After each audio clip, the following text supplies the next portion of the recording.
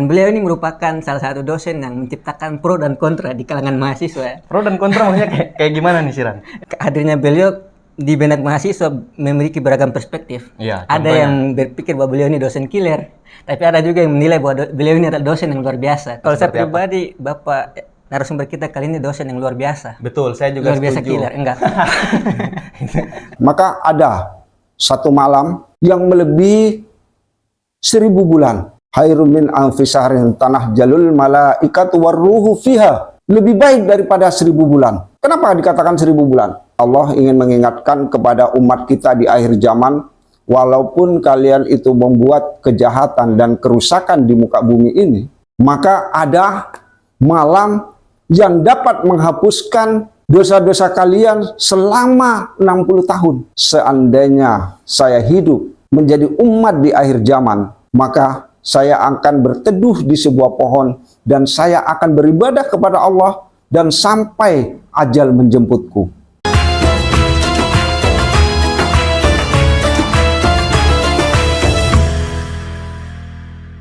Assalamualaikum warahmatullahi wabarakatuh. Waalaikumsalam warahmatullahi wabarakatuh. Waalaikumsalam. Selamat siang dan kembali lagi bersama kami di acara khusus Ramadan, yaitu acara kreatif. Kajian remaja produktif. Nah, dan tentunya hari ini tema kita yaitu adalah tentang istiqomah di bulan suci Ramadan. Ya, tapi sebenarnya sebelum kita berlanjut nih, Iya. di episode kemarin kan kita di depan perpustakaan. Iya. Sekarang kita lihat kita berada di ruangan yang berbeda kan. Iya. Dan nampaknya kita menggambarkan bahwa kita adalah podcast yang tidak hanya menetap di sebuah tempat, tapi juga berpindah-pindah. Berarti apakah itu digambarkan bahwa kita tidak istiqomah atau bagaimana tuh Siran? Bukan, karena inti dari berpindah juga kan ibaratnya ada dalam pengertian hijrah. Iya. Yang mana ketika kita berhijrah butuh yang namanya Istiqomah. Istiqomah, Nah, itulah. dan tentunya sangat cocok sekali dengan materi atau tema kita hari ini, dan kita telah mendatangkan pemateri yang memang sangat luar biasa. Iya, dan beliau ini merupakan salah satu dosen yang menciptakan pro dan kontra di kalangan mahasiswa. Pro dan kontra maksudnya kayak gimana nih Siran? Seperti contoh hadirnya beliau di benak mahasiswa memiliki beragam perspektif. Iya, Ada contohnya. yang berpikir bahwa beliau ini dosen killer, tapi ada juga yang menilai bahwa beliau ini adalah dosen yang luar biasa. Kalau Siran sendiri berpikir bahwa Bapak ini sebagai dosen yang Kalau saya seperti apa? pribadi, Bapak narasumber kita kali ini dosen yang luar biasa. Betul, saya juga Luar biasa setuju. killer, enggak? Saya juga setuju bahwa pemateri kita kali ini yaitu adalah dosen yang luar biasa, yang cara mengajarnya santai, beliau dapat menyatu dengan mahasiswa, dan Ya. kami kasih rating 5. Dari berapa nih? Enggak, bintangnya. Kirain Bintang 5 dari 5. 10. Gitu. Oke, jadi agar kalian tidak penasaran lagi, langsung kita sapa saja narasumber kita kali ini. Assalamualaikum warahmatullahi wabarakatuh, Pak. Waalaikumsalam warahmatullahi wabarakatuh. Gimana kabarnya, Pak? Baik, selalu baik. Iya, alhamdulillah, Pak. Makin ganteng ya, Pak? Kelihatannya. Ya, begitulah mungkin melihat dari situasi dan kondisi dan keadaan yang sekarang. Siap. Nah, berbicara tentang temanya kita nih, Pak, yaitu adalah Istiqomah. istiqomah di bulan suci Ramadan. Nanti nampaknya tidak istiqomah. gitu. Mungkin dari Bapak ada sedikit pengantar atau kajian gitu, Pak, tentang istiqomah di bulan suci Ramadan. Oke, silakan, Pak. Bismillahirrahmanirrahim. Assalamualaikum warahmatullahi wabarakatuh. Waalaikumsalam warahmatullahi wabarakatuh. Ar-Rahman, Allamal Quran, Khalaqal Insan, Allamahul Bayan. Rabbi shrahli sadri wa yassirli amri uqdatal lisani yafqahu qawli. Allahumma shalli ala sayyidina Muhammad wa ala ali sayyidina Muhammad. Pada sebuah cerita, sebuah kisah dikisahkan pada zaman Nabi Nuh. Ada seorang ibu pada saat itu menangis tergopoh-gopoh. Dia menangis seperti orang jahiliyah yang terbiasa. Jadi ketika dia menangis, dia berguling-guling badannya ke tanah sampai dia meratapi anaknya berhari-hari. Lalu Nabi Nuh mendatanginya, lalu dia bertanya, "Wahai ibu, ada apa ini ibu ini? Kok sampai meratapi anaknya? Kok begitu sedihnya ibu dilihat dari orang-orang yang sekitarnya? Bahwa menganggap ibu begitu mengalami musibah yang begitu panjangnya." Lalu ibu itu menjawab, "Iya Nuh, aku sangat sedih melihat anakku telah tiada." Kenapa ibu? Apa yang kau sedihkan dengan kepulangannya? Lalu ibu itu menjawab, wahai Nuh, anakku itu masih muda. Seharusnya anakku itu masih memberikan kesempatan, punya kesempatan bermain bersama-sama teman-temannya. Kalau zaman sekarang mengatakan dia bisa bermain trek-trekan di jalan, dia mungkin bisa bermain di mall-mall, dia mungkin bermain di gadget, mungkin dia bisa bermain di kampus-kampus, di sekolah-sekolah. Tapi kini dia tidak ada, Nuh. Betapa sedihnya aku seorang ibu. Lalu Nuh bertanya kepada ibu, wahai ibu, memangnya umurnya anakmu itu berapa, ibu? Lalu Nuh itu menjawab, ibu itu menjawab kepada Nuh, wahai ibu, kira-kira apa yang dilakukan anakmu masa hidupnya sehingga kau meratapi anaknya? Wahai Nuh, anakku itu masih muda, umurnya baru 300 tahun. Baru 300 tahun. Masih muda. Memang menurut sejarah kisah bahwa Nabi Nuh itu hidup 1050 tahun lamanya. Dan dia berdakwah mengantarkan kalimat wattakum minkum ummatin ila khair itu cukup panjang, 950 tahun dia berdakwah, dan dia menghasilkan 80 pengikut. Begitu sedikitnya pengikutnya walaupun dia berdakwah begitu panjangnya. Lalu Nuh mengatakan, wahai ibu, bolehkah saya memberikan sebuah kabar kepada ibu bahwa pada umat akhir zaman umurnya itu tidak 300 tahun, Bu. Tapi umurnya itu 60 tahun. Lalu ibu itu kaget. Memang ada, Nuh, bahwa umat di akhir zaman itu akan hidup 60 tahun. Iya, Bu, ada. Dan mereka akan menikmati segala sesuatu fasilitas. Mereka melakukan kejahatan, minum minuman keras, dan juga berzina, dan juga saling membunuh. Tetapi mereka akan mendapatkan ampunan dari Allah Subhanahu wa Ta'ala. Oh, begitu, Nuh? Iya. Karena mereka dari 12 bulan, ada 1 bulan yang Allah memberikan rahmat dan hidayahnya pada saat itu. Lalu ibu itu bertanya, apa itu, Nuh? Bulan apa itu? Namanya Sayyidul Syuhur, rajanya dari semua bulan.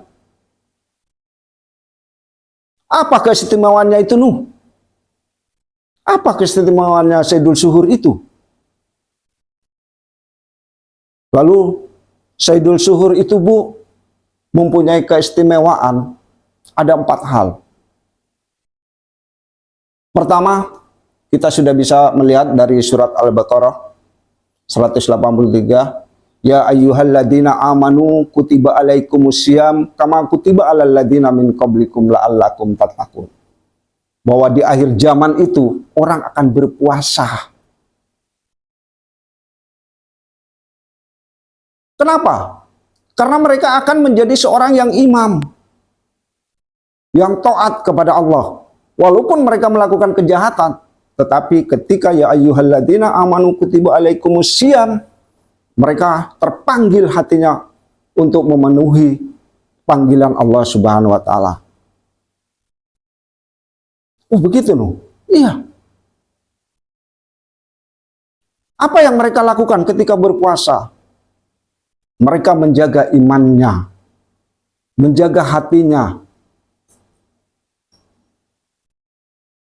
Kalau seandainya puasa itu, kata Allah, itu adalah milikku, dan aku yang akan memberikan pahala daripada puasa itu, maka kita sebagai umatnya seharusnya menyadari bahwa seperti sholat, sedekah, haji, itu sudah terlihat pahala-pahala yang akan Allah janjikan kepada kita. Kita tahu kalau umpama kita sholat di masjid itu 27 derajat, kita sudah tahu. Kalau seandainya kita itu pergi haji, menjadi haji yang mabrur, ya balasannya al jannah. Selalu mengatakan al jannah, karena apa? Surga yang diberikan oleh Allah. Sama ketika kita bersedekah. Bersedekah itu ketika kita memberikan satu kebaikan, maka Allah akan membalas 10 kebaikan. Ketika dari 10 kebaikan akan menjadi 1000. Itu yang Allah lipat gandakan. Tapi ketika puasa, maka Allah mengatakan kepada kita, puasa itu untukku dan akulah yang akan memberikan pahalanya. Lalu umat akhir zaman itu ada Sayyidul Suhur yang di dalamnya akan diturunkan Al-Quran. Karena di ayat Al-Baqarah 185 itu mengatakan bahwa di dalam bulan Ramadan itu akan diturunkan ayat Al-Quran. Sebagai apa? Sebagai pembeda antara hak dan yang batil. Maksudnya apa? Karena di dalam Al-Quran itu memiliki syafaat yang berbeda-beda, yang begitu banyaknya. Apa syafaatnya daripada Al-Quran? Pertama, Al-Quran itu akan menjadikan teman kita nanti di alam kubur. Yang kedua, bahwa Al-Quran itu sebagai obat, syifah di dalam kehidupan kita sehari-hari. Dan Al-Quran itu adalah sebagai imam dan petunjuk bagi kita umat Muslim. Lalu Sayyidul Suhur yang berikutnya apa? Bahwa setiap bulan Ramadan itu Allah akan mengampuni dosanya dan memberikan rahmatnya dan melepaskan dari api neraka.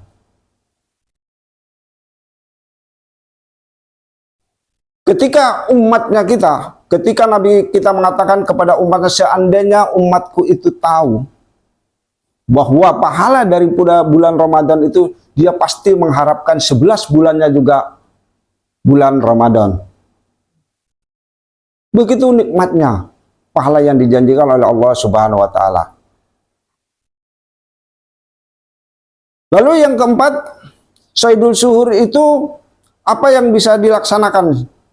Yaitu pertama, ketika Sayyidul Suhur itu datang, maka ada satu malam yang melebihi 1000 bulan. Khairum min alfi syahrin tanah jalul malaikatu warruhu fiha. Lebih baik daripada 1000 bulan. Kenapa dikatakan 1000 bulan? Kata Allah ingin mengingatkan kepada umat kita di akhir zaman, walaupun kalian itu membuat kejahatan dan kerusakan di muka bumi ini, maka ada malam yang dapat menghapuskan dosa-dosa kalian selama 60 tahun. Kalau umpama 1000 bulan itu hitungannya adalah 83 tahun. Kalau seandainya kita membuat kerusakan di muka bumi ini, membuat dosa, berzina, minum minuman keras, merampok dan segala macam selama 40 tahun, maka secara hitung-hitungan ekonomi maka kita ketinggalan. Masih ada 20 tahun yang telah kita buat untuk kebaikan. Dan ketika kita mendapatkan Lailatul Qadar, maka kita akan mendapatkan 83 tahun dalam membuat kebaikan-kebaikan kepada Allah Subhanahu wa taala. Tapi yang jelas saya ingin mengatakan, ketika kita ingin mencari malam Lailatul Qadar, maka kita juga harus ada doa-doa yang akan kita berikan. Ada yang perlu kita buat, ada yang perlu kita laksanakan untuk menyiapkan menerima malam Lailatul Qadar. Karena menurut para Imam Ghazali dan juga imam-imam yang lain mengatakan bahwa Lailatul Qadar itu akan turun 10 akhir di bulan Ramadan. Dan mudah-mudahan ketika kita berkonsisten mengikuti kegiatan Ramadan ini, mudah-mudahan kita semua jamaah itu dapat malam Lailatul Qadar. Dan mudah-mudahan doa-doa yang kita sampaikan mulai dari Al-Quran sampai zikir itu bisa diterima di hadapan Allah Subhanahu wa taala. Kenapa saya ingin mengatakan? Karena ketika malam Lailatul Qadar itu Allah mengangkat dosa kita dan mengampuni segala persoalan kita dan memberikan rahmat kepada kita. Dan juga ketika malam Lailatul Qadar itu, insya Allah kita akan terbebas dari siksa api neraka. Lalu ketika itu Nabi Nuh bertanya, wahai ibu, seandainya kamu hidup di akhir zaman, umat di akhir zaman itu, apa yang hendak kau lakukan? Lalu ibu itu menjawab, wahai Nuh, seandainya saya hidup menjadi umat di akhir zaman, maka saya akan berteduh di sebuah pohon dan saya akan beribadah kepada Allah dan sampai ajal menjemputku. Begitu luar biasanya orang mengharapkan, banyak umat yang mengharapkan itu hidup di akhir-akhir zaman, di mana ketika dosa bisa diampuni, ketika perbuatan doa bisa diangkat, ketika perbuatan dosa juga bisa terampuni pada saat itu, pada Sayyidul Syuhur itu. Maka semua umat, baik itu umatnya Nabi Musa juga pernah berharap bahwa Musa pernah berhadapan dengan Allah, wahai Allah, mengapa engkau tidak jadikan aku umat di akhir zaman? Karena umat di akhir zaman akan mendapatkan ampunan dan juga akan mendapatkan yaitu rahmat dan juga akan mendapatkan hidayah dan mendapatkan surga di sisi engkau Allah Subhanahu wa taala. Dan itulah yang mungkin akan menjadi perbincangan kita pada siang hari ini, dan mudah-mudahan kita bisa terjadi interaksi tanya jawab, dan mudah-mudahan kita bisa ada hasil yang bisa kita dapatkan dalam menempuh sisa-sisa Ramadan yang kita laksanakan. Luar biasa sekali ya. Makanya tadi kita katakan bahwa Bapak ini adalah Bapak juga yang istiqomah gitu, cara mengajarnya, cara penyampaiannya itu masih terjaga sampai sekarang, Masya Allah. Jadi bagi mahasiswa-mahasiswa yang nanti akan ketemu sama Bapak, harus juga istiqomah. Istiqomah dalam bersabar. Karena nantinya pasti akan ketemu sama halang rintangan yang dijadikan oleh Bapak ini. Mau tahu rasanya masuk jurusan syariah dan dakwah? Enggak. Tapi gimana nih mengenai istiqomah? Iya, kebetulan kita juga mungkin dari pembahasan Bapak ada beberapa pertanyaan, yaitu tentang istiqomah. Seperti yang Bapak katakan bahwa di bulan suci Ramadan itu orang mungkin akan berlomba-lomba untuk beribadah kepada Allah Subhanahu wa taala, masjid-masjid akan full gitu. Namun kalau yang saya perhatikan di beberapa masjid atau mungkin sebagian besar Indonesia, masjid itu akan full hanya di 3 hari pertama lah contohnya. Betul. Itu masjid akan full. Kemudian di hari kedua, hari ketiga saf-safnya mulai kosong. Nah, pertanyaan saya Bapak, bagaimana atau ada yang Bapak ingin sampaikan gitu? Tidak usah jauh-jauh lah, khususnya kita mahasiswa ini agar istiqomah, tetap istiqomah semangat beribadah kepada Allah, tetap istiqomah untuk Bertakwa. sholat tarawih, iya, berjamaah di masjid agar masjid-masjid itu tetap terjaga safnya full. Mungkin begitu Bapak. Tips agar istiqomah. Ketika kita berpuasa, maka memang Allah itu mengajarkan kepada kita untuk melaksanakan sholat malam. Karena sholat malam itu penting bagi kita sebagai umat muslim yang melaksanakan puasa. Dengan adanya puasa itu kita berharap bahwa malam-malam bulan Ramadan itu kita bisa mengisi dengan pahala-pahala yang begitu besarnya, termasuk sholat tarawih, juga hatam Quran, dan juga beberapa hal yang perlu kita lakukan di dalam masjid. Jadi saya harapkan itu ketika kita pada bulan Ramadan itu yang perlu kita menjadikan pembelajaran adalah biasanya panitia Amalia Ramadan. Karena ketika Amalia Ramadan itu memberikan posisi dan tempat kepada jamaah, saya rasa itu lebih bermanfaat. Karena ketika ingin jemaah itu tetap istiqomah di dalam masjid, maka dia harus memberikan pelayanan yang terbaik di pada bulan-bulan Ramadan ini.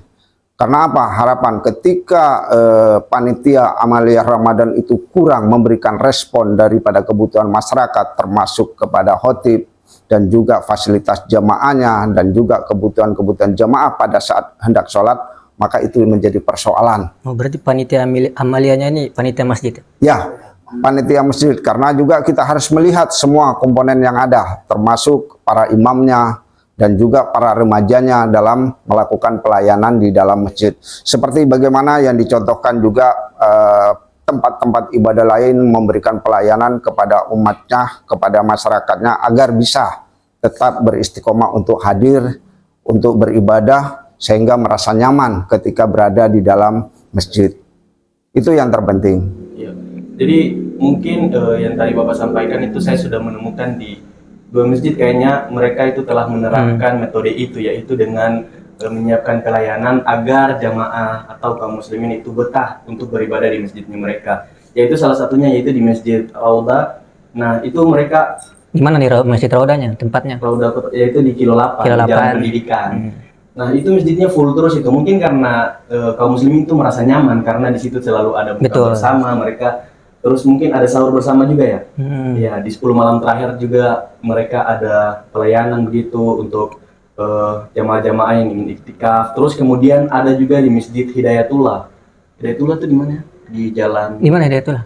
Kilo 12 lah. Itu Kilo 12. Yang sempat viral juga kemarin bahwa mereka menyediakan lampu-lampu yang menarik. Agar menarik apa? Karena beribadah ini juga mungkin kaum muslimin itu membutuh mood ya gitu. Jadi kalau tempat beribadahnya nyaman, terus penyajiannya atau pelayanannya nyaman, maka jamaah akan tertarik untuk beribadah. Dalam artian mungkin niat awalnya datang ke masjid itu bukan karena keimanan, tapi karena keramaian atau karena kenikmatan yang disajikan di masjid. Tapi lama-kelamaan mungkin bisa berubah menjadi sesuatu yang lebih baik. Tapi begini Pak, saya juga penasaran bahwa itu kan dari segi luarnya kita, dari segi apa? Kalau istiqomah itu bergantung pada pihak panitia masjidnya nih. Bagaimana kalau itu dikembalikan pada diri kita masing-masing? Seperti bagaimana kiat kita untuk bisa istiqomah tanpa perlu melihat kenikmatan-kenikmatan yang disajikan oleh panitia masjidnya, seperti yang tadi Bapak jelaskan. Baik, bagaimana untuk diri kita tetap beristiqomah agar tetap melaksanakan apa yang menjadi perintah Allah dan menjauhi segala larangan Allah. Yang jelas saya ingin mengatakan untuk generasi muda kita membutuhkan yaitu memang ujung-ujung tombak yang begitu dalam untuk kepentingan umat kita, karena kita ingin secara pribadi saya ingin mengatakan generasi muda butuh penempaan yang cukup panjang tentang sebuah agama, konsep agama itu. Karena saya ingin mengatakan ketika kita berpegang teguh pada Al-Quran, amrain kama satum bila wa kitabullah, mudah-mudahan kita melihat semua segi itu, bagaimana konsep agama itu bisa terbangun. Dengan adanya perbedaan, banyaknya jumlah daripada aliran yang ada, saya rasa tidak mempengaruhi kehidupan masyarakat kita. Tetapi yang perlu kita bangun adalah bagaimana kita membangun akidah kita, baik itu secara pribadi, kelompok, dan golongan. Lalu ketika kita sudah bisa membangun akidah kita, yaitu man amana billahi la ilaha illallah, bahwa kita itu berteguh dengan keyakinan, maka harapan kita ketika kita melakukan ritual ibadah itu betul-betul terbangun dalam dirinya, bahwa dia mempunyai tanggung jawab kepada Tuhannya, bahwa semua aktivitas kita akan dipertanggungjawabkan di hadapan Allah Subhanahu wa Ta'ala. Jadi saya berharap ketika kita beristiqomah, maka segala sesuatu kita harus merujuk kepada Al-Quran dan hadisnya. Kita tidak boleh terlepas. Apapun yang menjadi halangan kita, apapun yang menjadi tantangan kita, saya berharap semua itu harus sesuai dengan koridor pembelajaran yang kita dapatkan. Jadi kita tidak lagi melihat konsep orang lain, tetapi kita belajar sesuai dengan konsep yang kita dapatkan. Dan mudah-mudahan ketika kita juga melihat konsep orang lain, itu berarti kita menambah keilmuan kita tentang sebuah akidah keislaman.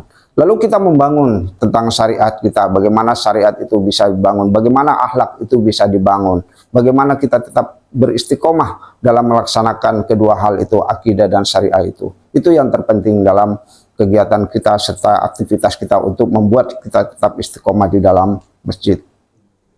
Betul. Tapi tadi menarik bahwa Bapak mengatakan istiqomah, berarti secara tidak langsung Bapak mengatakan bahwa istiqomah itu, kalau kita mau istiqomah harus baca Al-Quran, baca petunjuk dari yang telah diajarkan oleh Rasulullah, gitu ya Pak. Karena inti dari istiqomah adalah sadar diri bahwa kita ini hamba. Jadi mau gimana lagi, hamba itu ya tugasnya beribadah. Wa ma khalaqtul jinna wal insa illa liya'budun. Ya, tidaklah kuciptakan jin dan manusia kecuali beribadah. Betul sekali. Jadi intinya untuk istiqomah perlu sadar diri ya. Ya. Terus bagaimana, ada pertanyaan lagi untuk Bapak? Mungkin gitu saja ya teman-teman. Belum sampai. Tapi gini Pak, kita lihat kan istiqomah sekarang berat untuk dijalankan oleh kita khususnya para anak muda. Iya Pak. Seperti kita lihat bahwa gaya hidup di akhir-akhir zaman merupakan hidup yang penuh tantangan yang berat, seperti digoda oleh wanita, juga salah satu apa masalah yang terpenting. Iya. Itu gimana caranya kita agar tetap istiqomah yang lebih gimana? Baik, Silakan. saya rasa ketika kita ingin tetap beristiqomah, generasi muda memang harus banyak pembelajaran tentang keagamaan, tentang akidah dan syariahnya. Yang jelas itu yang perlu kita bangun.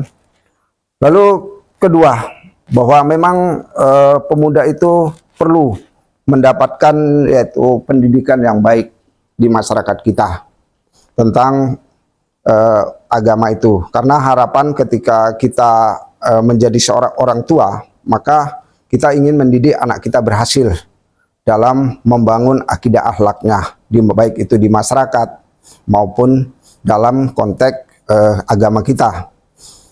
Kenapa hal itu kadang perlu kita bangun? Karena kita melihat banyak anak-anak muda kita yang sekarang itu kita melihat itu lebih senang berada di mal-mal. Iya. Mereka melakukan zikir di mal-mal.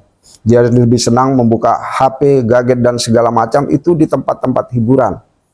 Sedangkan langgar dan TPA-TPA kita sepi. Karena apa? Karena tanggung jawab orang tua kepada anak itu kurang. Karena kesibukan mereka di dalam kehidupan sehari-hari. Jadi dia memberikan dan melepaskan, memberikan kebebasan untuk anak-anak memberikan ekspresinya. Sehingga ketika mereka tidak dididik, ketika mereka tidak dituntun, maka kebablasan kita sebagai seorang tua. Karena apa? Karena mereka ternyata belajarnya ada di mall, ada di taman-taman, di tempat jalan-jalan. Padahal Islam mengajarkan ketika kita menjadi orang tua, maka Allah mengatakan kepada kita, jagalah keluargamu dan anakmu semua dari siksa api neraka.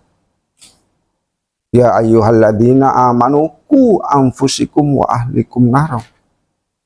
Tapi realitanya ternyata orang tua melepaskan tanggung jawabnya. Kadang dia hanya menyerahkan anaknya kepada TPA-TPA tanpa melihat. Dia mempercayakan. Kalau seandainya orang tua itu bisa mendidik, membangun bahwa anak-anak itu harus terbangun dari rumah, maka seharusnya dia mengajarkan tentang akidah akhlak itu kepada anak. Itu yang perlu kita laksanakan. Karena selama ini ketika seorang anak itu biasa tinggal diserahkan kepada guru, kepada tempat-tempat pengajian. Padahal kita sebagai orang tua punya tanggung jawab moral kepada anak-anak untuk memberikan pendidikan awal untuk membangun akidah akhlaknya. Itu yang terpenting. Berarti yang terpenting daripada istiqomah di kalangan anak muda sekarang adalah harus kita lihat dari orang tuanya terlebih dahulu. Yang terpenting itu ajaran atau didikan yang dilaksanakan oleh orang tua itu terhadap anak tersebut ya Pak. Selebihnya ketika ada anak yang mungkin telah dididik sebaik-baiknya oleh orang tua namun tetap saja tidak istiqomah, itu seperti apa Pak? Bagaimana kalau orang tuanya sudah berusaha gitu. Ketika kita sudah berusaha, ketika sudah kita buat, pendidikan sudah kita berikan, segala sesuatu sudah kita beri kebebasan. Tetapi ketika anak itu masih tetap, maka kita harus mengatakan bahwa qadar dan kadar ketetapan Allah itu masih ada yang menjadi beban dan tanggung jawab kita. Mungkin Allah masih memberikan yaitu ketetapan. Kita harus yakin qadar dan kadar itu ada. Segala sesuatu sudah kita upayakan, namun tidak mengubah segala sesuatu yang terjadi pada anak diri kita. Ternyata anak kita masih nakal. Walaupun kita sudah memberikan nasihat, walaupun kita sudah memberikan pencerahan, walaupun kita sudah menyimpannya di pondok pesantren, di sekolah-sekolah agama, ternyata tidak berhasil. Maka semua itu kita kembalikan kepada Allah Subhanahu wa taala sebagai Maha Sang Pencipta. Yang maha membolak-balikan hati. Iya. Ya, itulah yang perlu Iya, kita betul. pahami. Jadi gimana lagi deh? Ya, jadi untuk teman-teman sekalian, minimal di bulan suci Ramadan ini jadikanlah pembeda di antara bulan-bulan yang lain. Jadi kayak kemarin-kemarin kita mungkin tidak sholat ya, minimal di bulan suci Ramadan ini adalah sholat 5 waktu. Kalau yang sunah-sunahnya kita belum bisa lakukan, minimal yang wajib itu teman-teman. Betul. Yang wajib kita. Dan itu tadi Istiqomah lah. Iya, istiqomah. Ya, seperti yang tadi sudah katakan, ada sekali banyak-banyak cara agar kita tetap istiqomah, agar tetap beribadah dan tertuju kepada Allah Subhanahu wa taala. Betul. Karena seperti yang dijelaskan Bapak di awal bahwa Nabi Nuh itu hidup sampai 1000 tahun. 1050 tahun. 1050 tahun dan mereka mampu istiqomah selama itu. Kita yang Berdakwah hanya selama 950 tahun. Kita yang hanya diberikan umur mungkin 60 tahun, belum mampu beristiqomah. Tanyakan pada diri kita. Mau Gimana diberi? iman kita? Betul sekali. Dan itulah tadi hikmah yang dapat diambil, yaitu adalah bahwa di umur 300 tahun itu saja mereka atau ibunya masih merasa bahwa itu adalah umur yang muda. Mungkin menurut ibu itu, atau mungkin bagaimana, kenapa orang-orang di zaman itu mengatakan bahwa di 300 tahun itu adalah umur yang muda? Karena mereka merasa belum cukup begitu beribadah kepada Allah. Sementara kita ini yang umurnya dibatasi 60 tahun dan berleha-leha, bermain-main, santai-santai, itu seperti bagaimana teman-teman? Jadi berubah. Apakah ada pesan terakhir dari Bapak penyampaian untuk closing statement kita, Mas? Baik, saya ingin mengatakan kepada kita semua, setiap pemimpin, setiap orang Allah selalu mengingatkan kepada kita, wa idz qala rabbuka lil malaikati inni ja'ilun fil ardi khalifah. Maka kita sebenarnya diciptakan oleh Allah itu sebagai seorang pemimpin. Dan setiap pemimpin itu akan diminta pertanggungjawabannya, apa yang dipimpinannya. Baik itu menjadi seorang keluarga, atau menjadi seorang buruh, atau menjadi seorang pekerja rumahan dan segala macam, itu akan menjadi pertanggungjawaban kita di hadapan Allah Subhanahu wa taala. Karena Allah Subhanahu wa taala itu menuntut kepada kita, selalu menginginkan bahwa kita harus, pertama itu kita sebagai seorang khalifah itu untuk bisa menyampaikan pesan dakwah itu kepada masyarakat halayak umum. Kita juga harus memberikan mereka motivasi, harus mereka bisa diberikan inspirasi untuk beribadah kepada Allah Subhanahu wa taala. Kita harus mengajak, menyuruh dan juga menyampaikan tentang bagaimana kita berdakwah, bagaimana mencapai sebuah kebenaran, bagaimana kita bisa mencapai kesuksesan. Allah selalu mengingatkan kepada kita, tidak mungkin kita akan masuk surga kalau kita tidak mengajak orang lain untuk masuk surga. Sebagaimana juga disebutkan bagaimana Musa ketika ditanya kepada Allah, wahai Allah, saya ingin bertanya, ibadah mana yang Allah suka dari semua yang sudah kulakukan? Ketika saya sudah sholat, ketika saya sudah puasa, ketika saya juga sudah melakukan semua aktivitas yang diperintahkan oleh Allah, tapi mana pahala yang kau inginkan, mana yang kau senangi? Lalu apa kata Allah? Wahai Allah, wahai Musa, aku belum senang semua itu. Kalau hanya puasa itu untuk dirimu sendiri. Kalau hanya sholat itu hanya untuk ketenanganmu. Zikirmu juga sama. Kamu tidak akan pernah bisa masuk ke surganya Allah. Lalu apa Allah yang kau senangi daripada semua kebaikan-kebaikan yang saya buat? Wahai Musa, ada sebuah kebaikan amalmu yang bisa memasukkan kamu dalam surga Allah. Apa itu? Yaitu memberikan pemahaman, memberikan silaturahmi, memberikan dakwah kepada masyarakatmu. Berikan mereka kebaikan-kebaikan. Bangun silaturahmi. Berikan sedekah-sedekah yang terbaik buat mereka. Agar mereka bisa merasa senang ketika engkau dakwai. Supaya mereka bisa nyaman ketika kamu suruh mereka untuk beribadah. Itu yang terpenting. Kalau hanya sholat, puasa, dan juga zikir yang kau buatkan hanya untuk dirimu sendiri. Tapi mana untuk orang lain? Allah menuntut kepada kita untuk mengajak orang lain masuk ke dalam surganya Allah. Dengan cara apa? Berdakwah. Mari kita berdakwah. Semua ini akan dituntut di hadapan Allah Subhanahu wa taala. Baik, mungkin itu yang dapat kami sampaikan. Ya, itu yang kemarin kami sampaikan, bahwa ini adalah pembahasan yang sangat menarik, tidak kalah menarik dengan pembahasan selanjutnya. Sebenarnya masih banyak ya yang ingin kita gali. Ya, hanya karena dibatasi oleh waktu, jadi mungkin hanya sampai di sini. Betul. Tapi untuk teman-teman Syardak, jangan galau atau jangan, karena pasti kan kalian ketemu sama narasumber kita yang satu ini. Jadi tetap semangat untuk kuliahnya. Oke teman-teman, itu yang sudah tadi Bapak sampaikan. Mungkin bisa disampaikan juga kepada saudara-saudara kita, kepada teman-teman kita yang belum sempat menonton video ini. Jangan lupa share ya, sebanyak-banyaknya. Iya.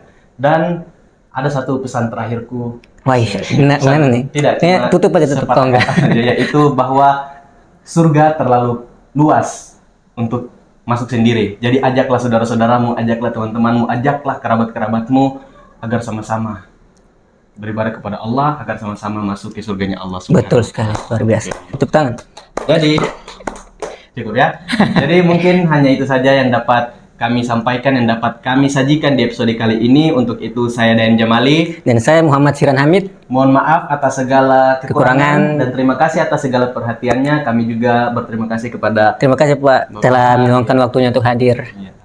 Dan terima kasih juga pada seluruh kru yang telah membantu menjalankan terima kasih juga untuk kalian yang sudah mensupport channel ini atau video ini. Untuk itu kami pamit undur diri. Assalamualaikum warahmatullahi wabarakatuh. Waalaikumsalam.